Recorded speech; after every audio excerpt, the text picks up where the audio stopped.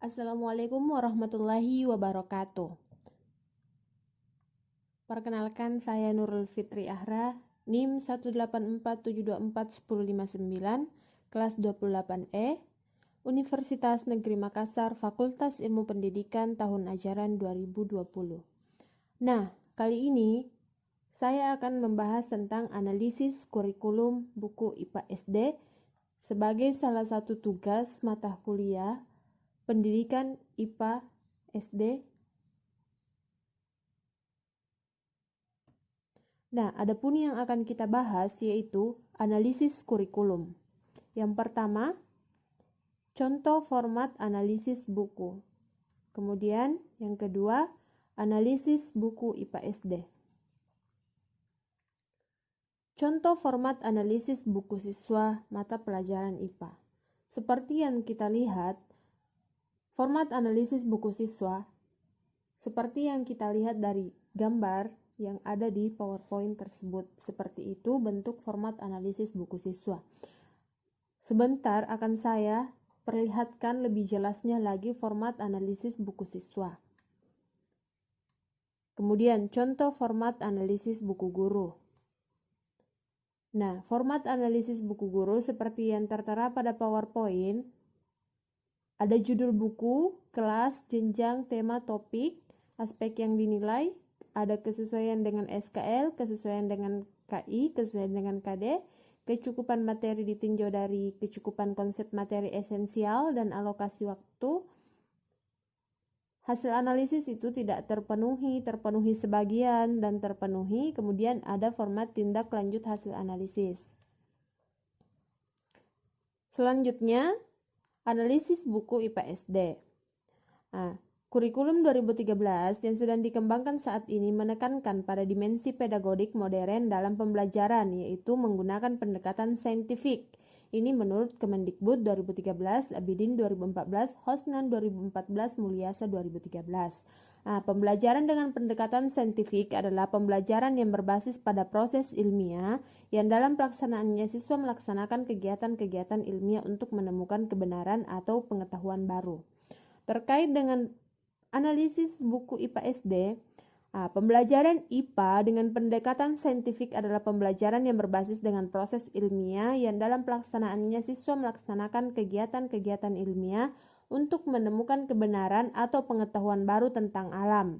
Nah, kemudian pembelajaran IPA diarahkan untuk inquiry sehingga dapat membantu siswa untuk memperoleh pengalaman dan pemahaman yang lebih mendalam tentang alam sekitar. Karena pembelajaran IPA merupakan proses aktif yang dilakukan siswa untuk menemukan pengetahuan barunya tentang alam, maka pembelajaran dengan pendekatan saintifik, pembelajaran dengan pendekatan yang dipadukan dalam K13 ini memfasilitasi terwujudnya proses aktif tersebut. Melalui pembelajaran IPA dengan pendekatan saintifik, siswa dapat belajar aktif seperti seorang ahli sains yang menemukan pengetahuan baru tentang alam dan dengan cara mereka sendiri. Selanjutnya, buku teks yang dipergunakan dalam K13 bersifat tematik terpadu sehingga mata pelajaran tidak tergambarkan secara nyata. Penentuan halaman yang memuat materi bidang IPA dilakukan dengan meninjau halaman-halaman di buku yang memuat materi sesuai kompetensi dasar IPA, seperti buku kelas 4 dan 5, serta kompetensi dasar bahasa Indonesia, buku kelas 1 dan 2, halaman-halaman buku yang berisi muatan IPA dikumpulkan untuk kemudian dilakukan tindakan selanjutnya. Kemudian ada tahap-tahap analisis buku IPA. Tahap pengumpulan data. Kemudian peneliti membaca setiap halaman yang berkaitan dengan IPA dengan teliti dan mencocokkannya dengan indikator kegiatan pembelajaran dengan pendidikan saintifik pada rubrik, seperti rubrik yang tertera pada awal materi tadi. Kemudian membuat deskripsi singkat dengan judul tugas, perintah, petunjuk, pertanyaan yang berhubungan dengan IPA yang ada di buku.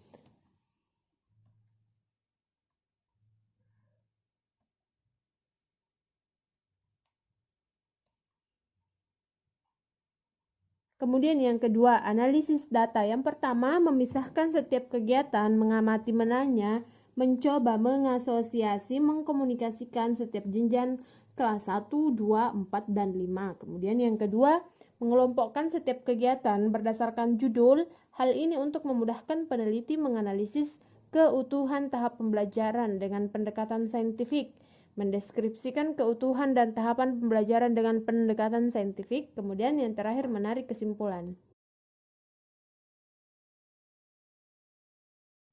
Kemudian selanjutnya, contoh analisis buku.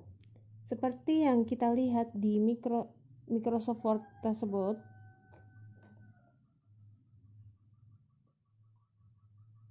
ada beberapa seperti pertama, analisis buku guru. Ada kompetensi, tujuan, panduan kegiatan, format analisis buku. Nah, format analisis buku di sini ada judul buku, kelas, jenjang, dan topik. Ini format analisis buku guru. Ada kegiatan guru, isi buku yang relevan dengan kegiatan guru, kemudian kualifikasi, perlu penambahan atau sudah cukup, kemudian alasannya, kemudian tindak lanjut.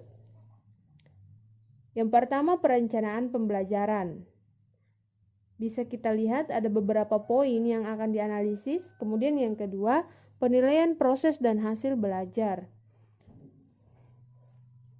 Ada menilai pengetahuan, menilai sikap, menilai keterampilan, ada portofolio, penilaian diri, penilaian antar teman, informasi pengayaan, kemudian informasi hubungan guru dan orang tua. Selanjutnya ada deskripsi rekomendasi hasil analisis guru.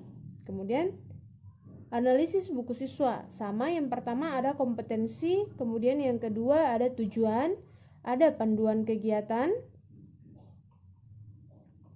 kemudian ada format analisis buku siswa, ada judul buku, kelas, jenjang, topik, kemudian ada komponen buku yang akan dinilai, komponen buku, deskripsi pada buku, kualifikasi, kurang, cukup, atau sudah baik, kemudian alasan, tindak lanjut. Yang pertama, A. Sistematika.